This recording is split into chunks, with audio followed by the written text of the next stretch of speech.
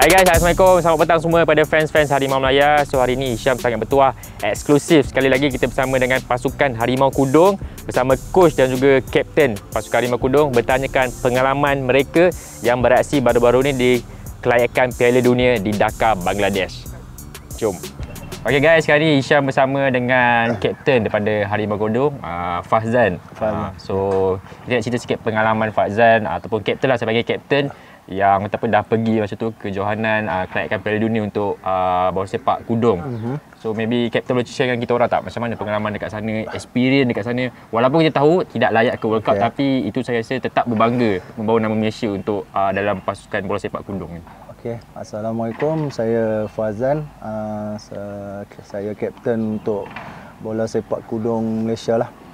Okey, pengalaman saya kat sana So di mana yang ni adalah bagi saya adalah kap kebangsaan yang pertama untuk saya. Kami di sana mendapat satu pengalaman yang amat baik walaupun kami tidak layak. So saya berterima kasihlah kepada semua pemain, coach, pengurusan di mana kita menimba satu pengalaman yang amat baik. Walaupun kita kalah, sebenarnya dari situ kita boleh belajarlah. Kita belajar bagaimana kita nak perbaiki balik tim yang ada sekarang dan kita akan membuat satu pembangunan program pembangunan untuk mencari bakat-bakat baru. Okey, pengalaman saya kat sana salah satu faktor dia dengan cuaca yang ekstrim jugalah bagi saya, sebab di sana walaupun panas cuaca dia kering dengan mungkin boleh bagi tahu penonton dekat mana tu. Okey, saya yang sebelum ni saya pergi bermain untuk kelayakan Piala Dunia di Dhaka, Bangladesh. Cuaca dia lebih kurang kita, tapi lebih ekstrim bagi saya sebab dia cuaca kering dengan berabut dengan kalau kita nak pergi ke Padang tu, walaupun perjalanan dia lebih kurang 10 km ke 15 km, mengambil masa lebih kurang sejam lebih untuk ke stadium. Kesesakan dia tu memang lagi teruk pada Malaysia. Bukan kata Malaysia lah. Kesesakan dia tu memang ekstrim bagi saya. Kalau orang kata, saya bersyukurlah saya jadi rakyat Malaysia duduk kat Malaysia. Cerita dia. Lepas tu pemakanan pun kita dihidangkan dengan makanan diorang saja. So alhamdulillah nasib baik kita pun ada bawa makanan-makanan kita. So kat situ kita boleh ni sikit lah. Saya rasa hari-hari kalau kita nak makan dal, kari, so kalau 8 hari kita duduk sana 8 hari menu sama sampaikan kita kena request. Ada datang macam contoh saya bagi satulah telur. Kita minta telur setengah masak, dia jadi masak terus. Pengalaman saya. Okey, untuk Padang tu ada yang player yang tak boleh nak accept dengan keadaan Padang. So sebab kita sebenarnya kita training Padang ni sebelum berangkat ke sana. Okey, sebelum kita pergi kita banyak training Padang ni. Okey, cuma minggu-minggu akhir kita dapat training 2 kali di Padang Putrajaya, itu Padang Senetik Padang rumput tiruan.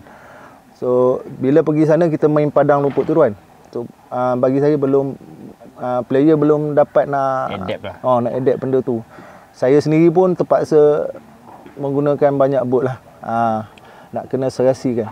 So, memang salah satu bila kita main Padang rumput tiruan ni kalau penggunaan salah penggunaan boot, salah satu faktor.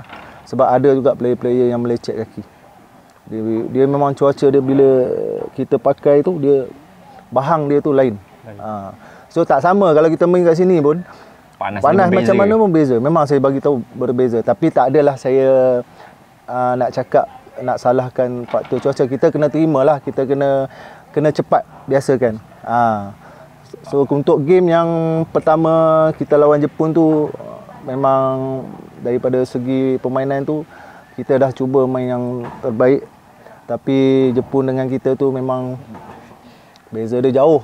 So dia orang dah mula 10 tahun dah. Okey.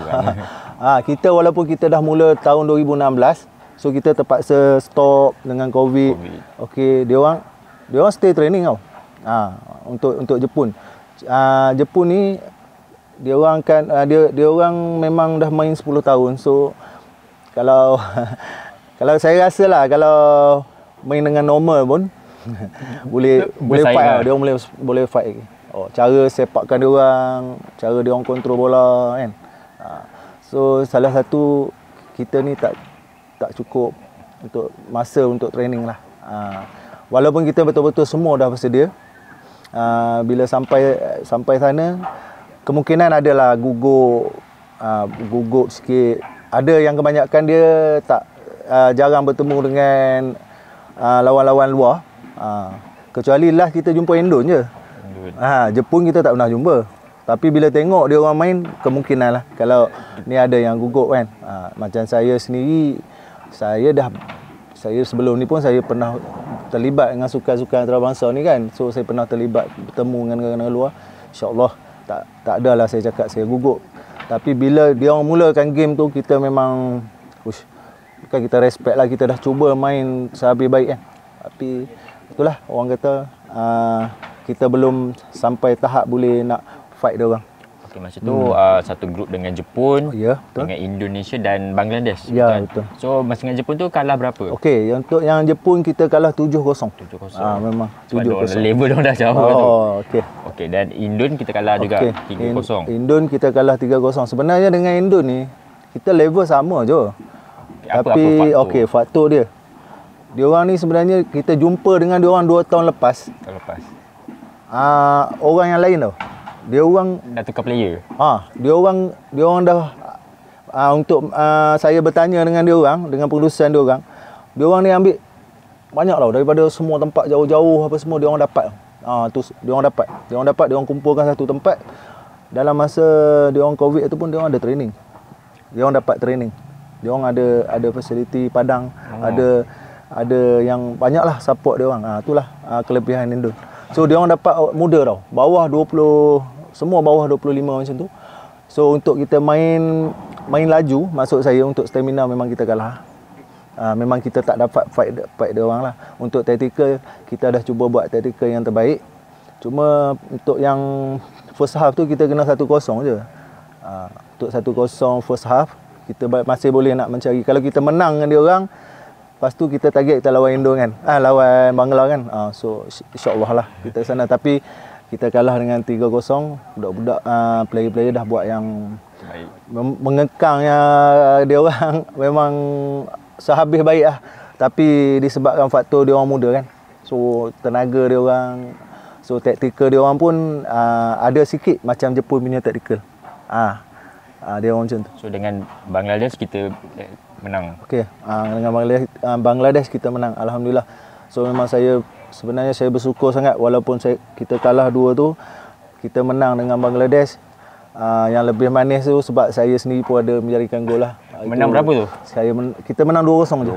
Tapi itu bagi saya amat bermakna walaupun pengalaman tu memang penting lah bagi dia orang untuk motivate balik. Kawan-kawan yang kita tak kalah semua. Bangladesh pun bagi saingan juga sebenarnya. Sampaikan saya sendiri pun terpaksa confident lah jaringkan daripada jauh lah. Itu je. Tu hasil semua dia orang pun hari yang main dengan Bangladesh memang main cantik lah. Main cantik. So Bangladesh tu dia pun baru, kalau nak ikutkan dia baru lagi dalam. Tapi baru-baru dia orang pun bagi fight juga. Dia orang fight. So separuh masa kedua kita tak skor tau. Separuh masa pertama saja dapat skor. Separuh masa kedua dia orang dah ubah taktikal dia orang sampaikan kita pun buntu. Okay, tadi ada kapten ada beritahu Indonesia menukar player-player dia dengan skuad-skuad yang lebih muda, dengan ada maybe pernah tanya juga daripada skuad Indonesia, management Indonesia yang diorang ada support yang cukup di sana. Mungkin dekat Malaysia ni orang tak berapa pandang, maybe rakyat Malaysia sini ataupun badan-badan tertentu lah tak berapa pandang yang harimau kudung ni. Mungkin ada satu faktor juga sebenarnya yang tak kita sukan ni tak mendapat perhatian di Malaysia. Okey, kalau nak ikutkan kita orang dalam media sosial ni memang kita dah war-warkan daripada dulu. Cuma kita stop sekejap. Kemungkinan sebab nak pergi World Cup ni kita ambil masa pun singkat. Dia orang mungkin tak tahu. Sebelum ni kalau untuk yang orang kata pun yang kita war-warkan sebelum ni, rasanya ramai yang dah tahu, kemungkinan tak berminat je lah. Bagi saya dia orang mungkin apa yang dia orang fikir, apa macam mana main bola sepak kudung, apa bola sepak kudung. So itu yang menyebabkan mungkin dia orang tak berminat. Cuma bila kita terpaksa ceritakan kat dia orang betul-betul lah, kadang-kadang tu nak kena tunjuk video, macam ni saya main bola sepak, macam ni siapa yang main, macam tu. So kalau yang untuk kita nak mencari sponsor-sponsor besar ni memanglah payah. Di mana kami sendiri player-player bergerak sendiri dalam media-media sosial pun okey, kena buat cerita sendiri, kena bagi tahulah. Sampai saya sekarang pun saya tetap bagi tahu, saya ajak dalam contoh dalam saya punya media sosial macam saya TikTok apa semua, saya masuk live-live orang pun saya tetap bercerita pasal bola. Biar ada minat, biar dia orang minat. Sekarang dia orang akan bertanya kita satu, macam mana main bola sepak kudung sebelum ni? Saya tak tahu pun. So orang kata kalau contoh macam ada Harimau Melaya sendiri ni, so bagus sangat untuk platform kami kan, macam mana orang nak kenal. Sebelum ni ada juga media-media TV daripada TV-TV lain kan. So sebelum kami pergi Piala Dunia ni, adalah sponsor-sponsor contoh daripada Sport Direct, MBI, daripada owner Lestari Vipers sendiri, dia pun ada sponsor. Okey, banyaklah alhamdulillah.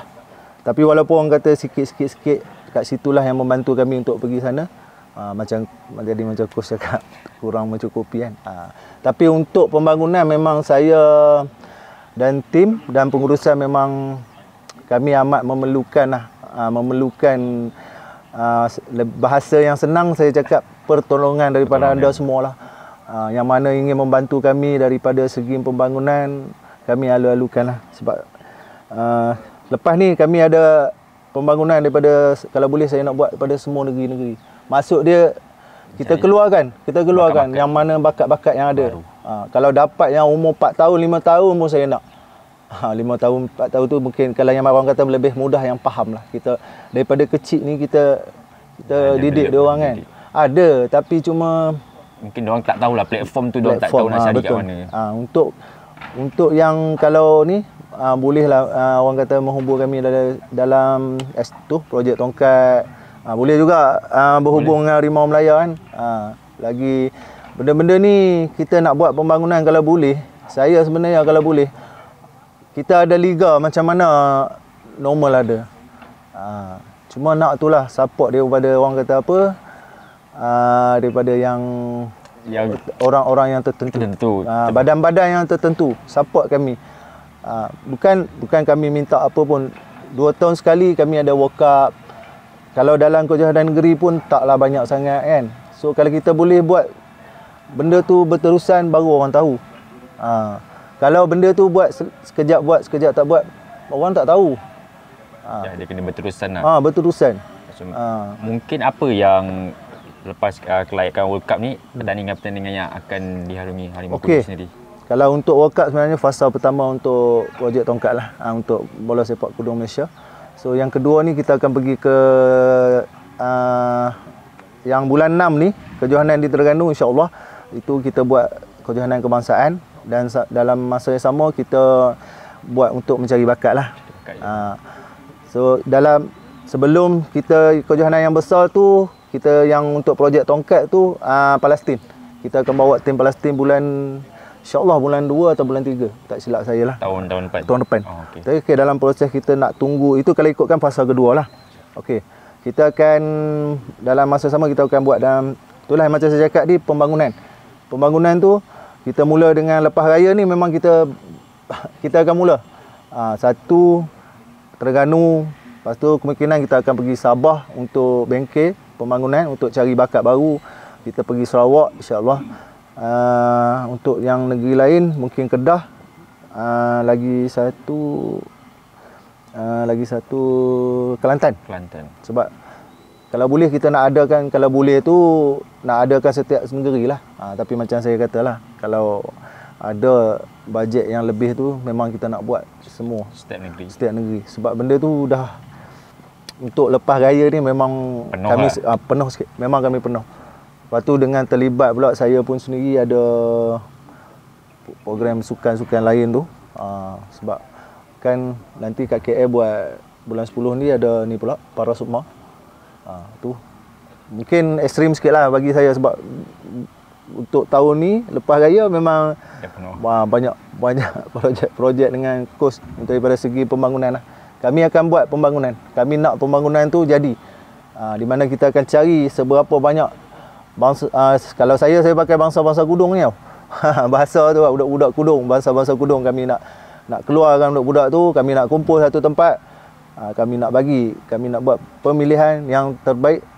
Kami nak membentuk satu pasukan membentuk pasukan baru. Bukan yang lama tak tinggal. Yang lama tu kita tetap stay. Pembangunan. Tapi yang ini kita akan buat untuk diorang ni yang mana future berbakat kita akan orang kata pelapis lah. So dalam masa 2 tahun kita tak pening kepala nak top up ke yang dah ada. Yang senior lah orang kata kan.